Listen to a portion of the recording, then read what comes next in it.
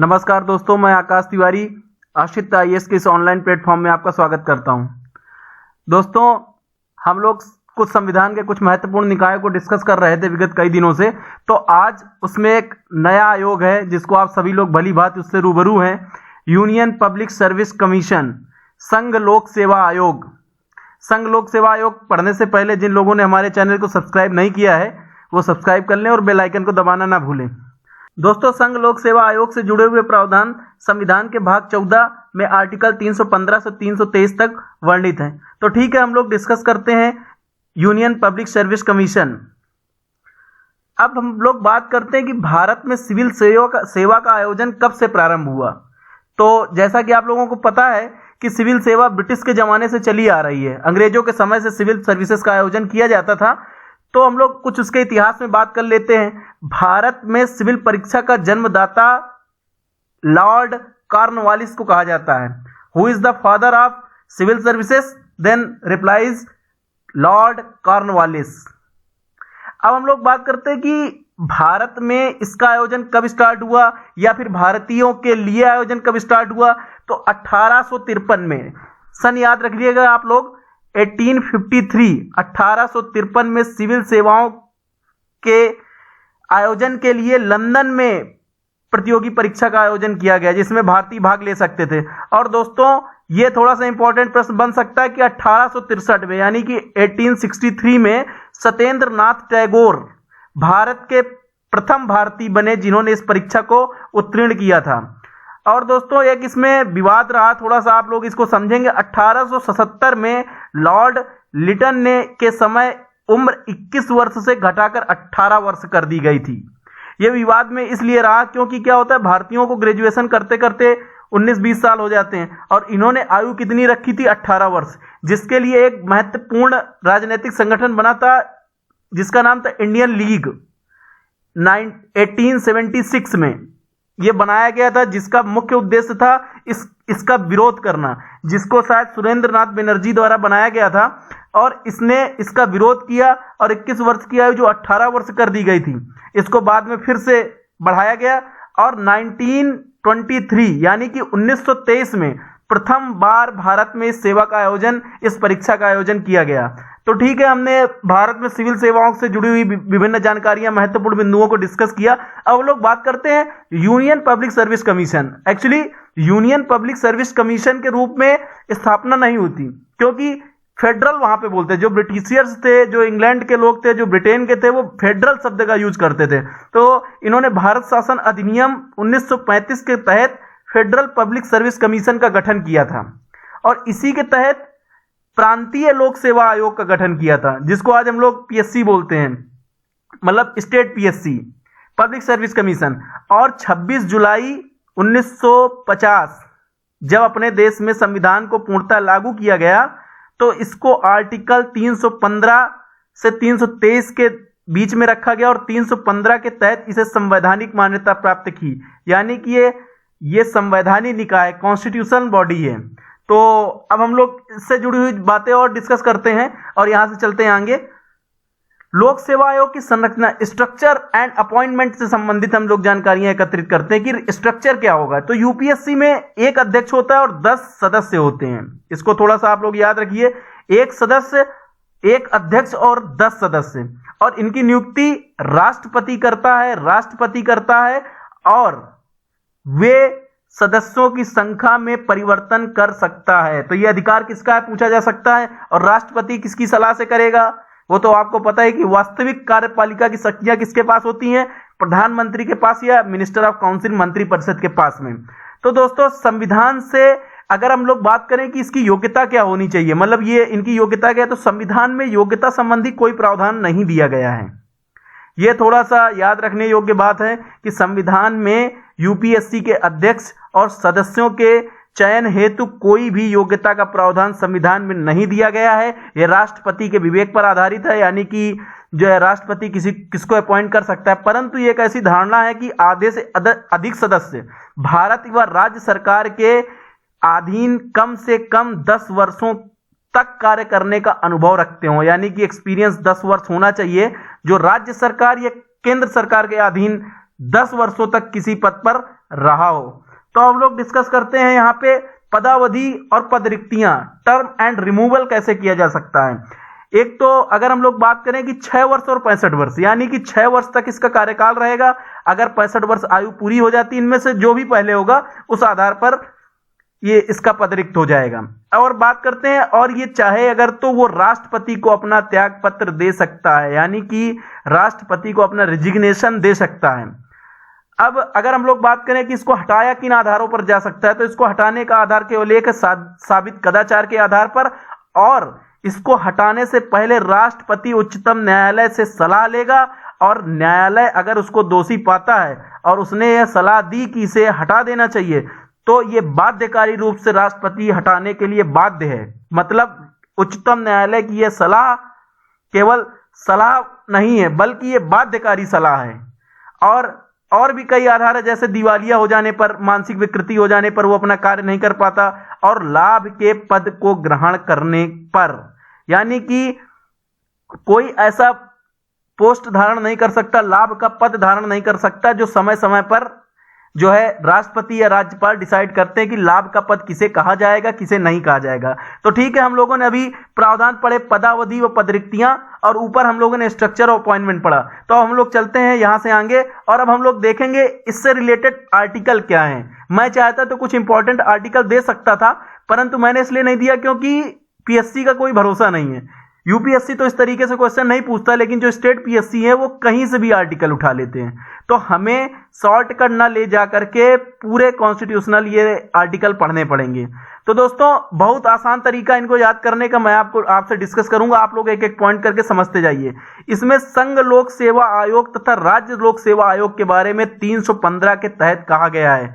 तो ये तो बिल्कुल याद ही रखिएगा कि इसका वर्णन 315 के अंतर्गत आर्टिकल 315 के अंतर्गत यूनियन पब्लिक सर्विस कमीशन और public service commission, state public service commission का जिक्र किया गया है। और आर्टिकल 316 यानी कि 316 के अंतर्गत नियुक्ति व कार्यकाल, तो हमने आपको बताया कि नियुक्ति इसकी राष्ट्रपति करेगा, और स्टेट में कौन करेगा, राज्यपाल करेगा, और इसका कार्यकाल 6 या 65 वर्ष जो पहले होगा उस आधार पर इसका कार्यकाल डिसाइड होगा। अब हम लोग बात करते हैं कि आर्टिकल 317 में क्या दिया गया। आर्टिकल 317 के तहत लोक सेवा आयोग के सदस्यों के निष्कासन के संबंधी प्रावधान दिए गए हैं। अभी हम लोगों ने निष्कासन को डिस्कस किया कि इसका निष्कासन किस तरीके से किया जा सकता है। राष्ट्रपति किससे सलाह लेगा, उच्चतम न्यायालय से, और उच्चतम न्यायालय की सलाहकारी बाध्यकारी होगी, और सलाहकारी बाध्यकारी होगी जिसके तहत इस पर कार्यवाही की जाएगी। अब हम लोग बात करते हैं सेवा एवं शर्तें। सेवा शर्तें क्या होंगी? सेवा शर्तें होंगी जो राष्ट्रपति डिसाइड करेगा। वो सेवा शर्तों का निर्धारण कौन करेगा? राष्ट्रपति।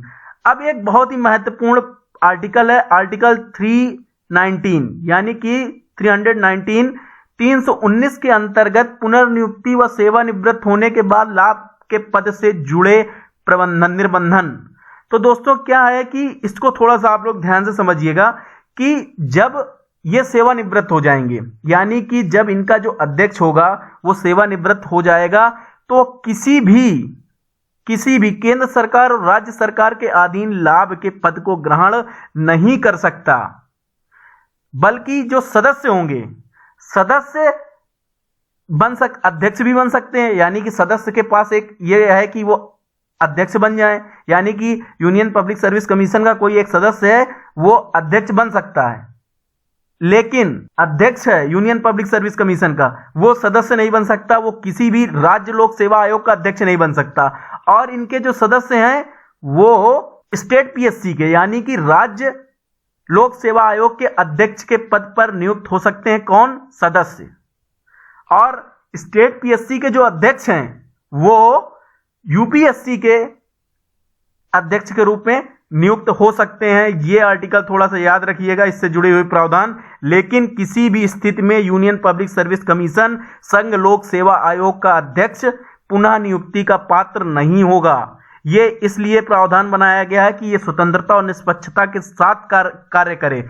इसकी मैं भूमिका पर प्रकाश डालूंगा कि इसकी क्या भूमिका है। आर्टिकल 320 के अंतर्गत लोक सेवा आयोग के कार्य दिए गए हैं, जिसको हम लोग अभी आगे डिस्कस करेंगे अच्छे से। और आर्टिकल 321 के तहत लोक सेवा आयोग के शक्तियों के विस्तार संबंधी प्रावधान। लोक सेवा आयोग की शक्तियों का विस्तार करने का अधिकार संसद के पास, संसद उनकी शक्तियों का विस्तार कर सकती है। अब हम लोग बात करते हैं दूसरे आर्टिकल की, जिसका नाम है 322, यानी कि आर्टिकल 322 के अंतर्गत लोक सेवा आयोगों के व्यय का जिक्र किया गया है।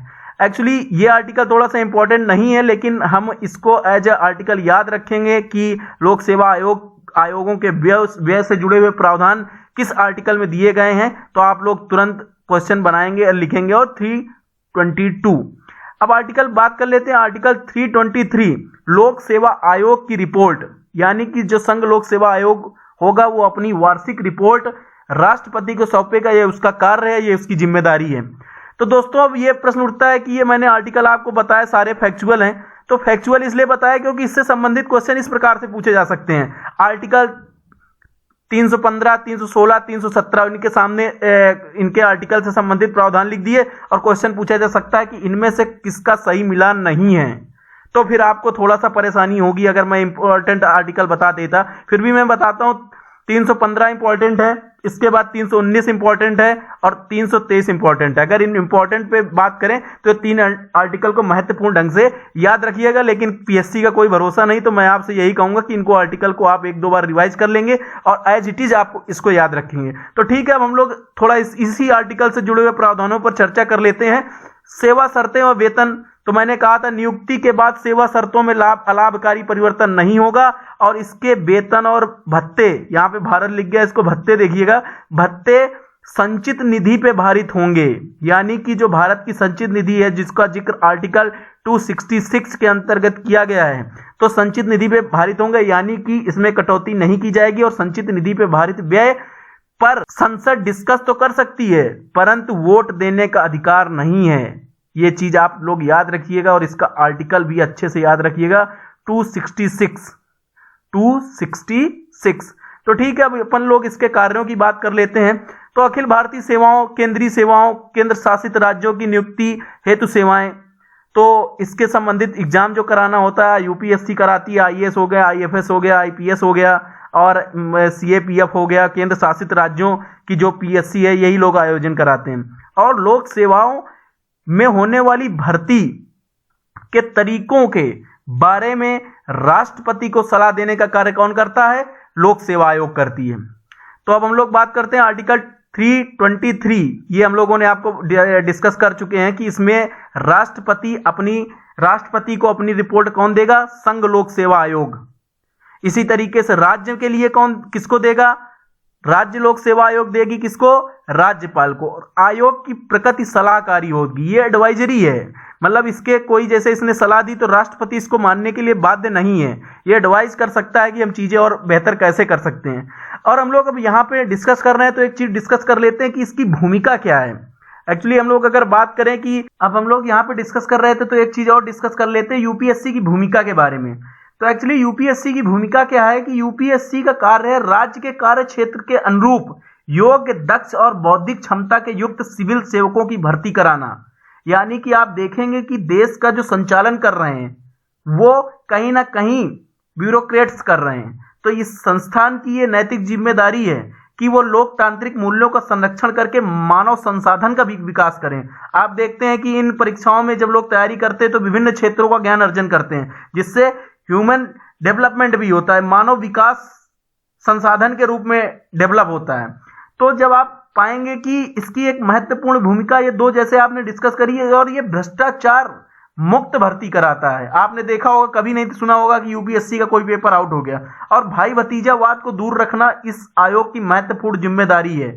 यानी कि एक तरीके से योग्य लोग आए, दक्ष लोग आए, बौद्धिक क्षमता से युक्त सिविल सेवक आए, जिसकी इस देश के संचालन में जरूरत है। तो हम लोगों ने ये नॉर्मल सी भूमिका को डिस्कस किया और अब हम लोग देखते हैं कुछ अन्य इंपॉर्टेंट पॉइंट जो इंपॉर्टेंट हो सकते हैं। कि पहला जो आईसीएस इंडियन सिविल सर्विसेज के चीफ कौन थे? तो सर रोज बारकर आप लोग इसको याद रखिएगा।